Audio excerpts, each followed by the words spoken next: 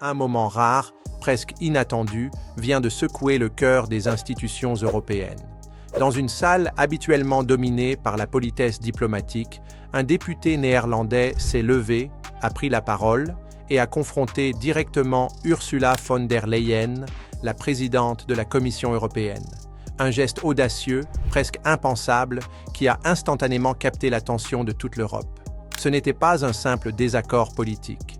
Ce n'était pas un échange de plus entre élus. C'était un moment de rupture. Un moment où quelqu'un a dit à haute voix ce que des millions de citoyens murmuraient depuis des années. Dès les premières secondes, le ton a été donné, frontal, incisif, sans filtre.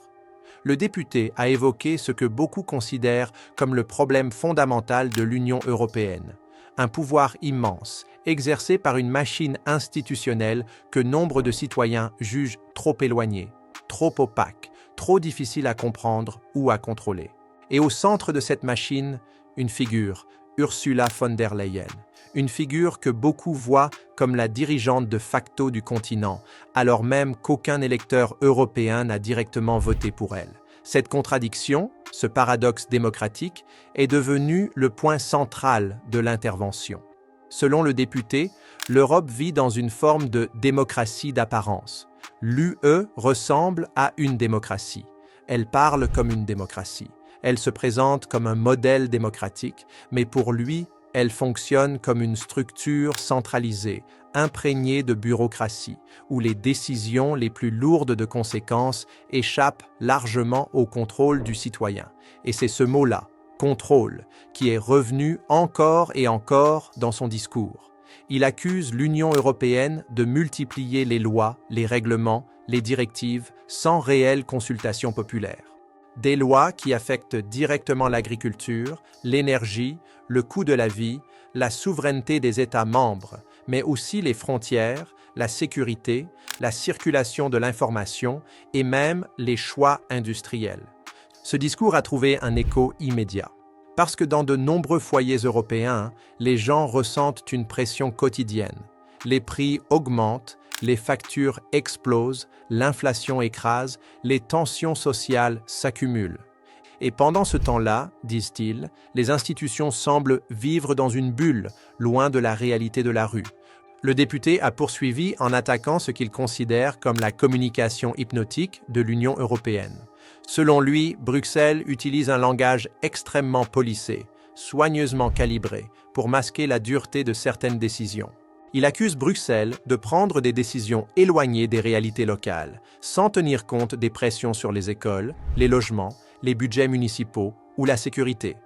Il dit que ceux qui subissent directement les conséquences de ces politiques ne sont pas ceux qui les votent. Ensuite, il s'est attaqué au financement massif de l'effort militaire européen. Près de 800 milliards d'euros, selon lui, seraient consacrés à la défense, au moment même où des familles n'arrivent plus à payer leur loyer ou leurs courses. Pour lui, cette contradiction est la preuve d'un système déconnecté des priorités des citoyens. Et puis, il y a eu la question la plus explosive de toutes, les négociations avec les grandes entreprises pharmaceutiques, notamment autour des contrats de vaccins. Il a demandé, comme beaucoup avant lui, plus de transparence, plus de clarté, plus d'explications sur certaines décisions prises à huis clos. Il n'a pas lancé d'accusation directe, mais il a souligné les zones d'ombre, les questions restées sans réponse, les documents non publiés, les échanges manquants. C'est à ce moment-là que le ton a changé. L'intervention n'était plus seulement une critique politique, c'était devenu un réquisitoire, un acte d'accusation morale, presque historique, contre ce qu'il considère comme une dérive du modèle européen. Mais ce qui a rendu ce moment encore plus impactant, c'est la manière dont il a personnalisé sa critique. Il a cessé de parler de Bruxelles, de l'UE, des institutions. Il a parlé d'Ursula von der Leyen directement, nom contre nom, responsabilité contre responsabilité.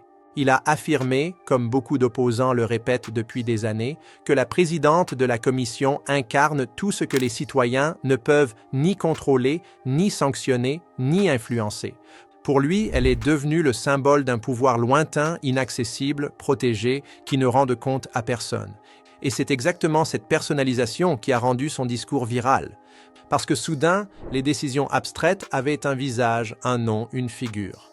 Il a conclu en affirmant que l'Union européenne doit retrouver une légitimité claire, renouvelée, enracinée dans le peuple. Il ne s'agit pas de détruire l'Europe, dit-il, mais de la réformer de fond en comble, de la reconnecter à ceux qu'elle prétend représenter. Selon lui, tant que les citoyens auront l'impression que leur voix ne compte pas, que les décisions leur échappent, que leur quotidien est dicté par une élite technocratique, la frustration ne fera que croître.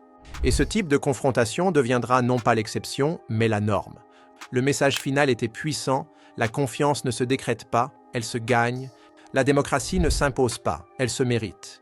Et le pouvoir, quel qu'il soit, doit toujours rester proche du peuple.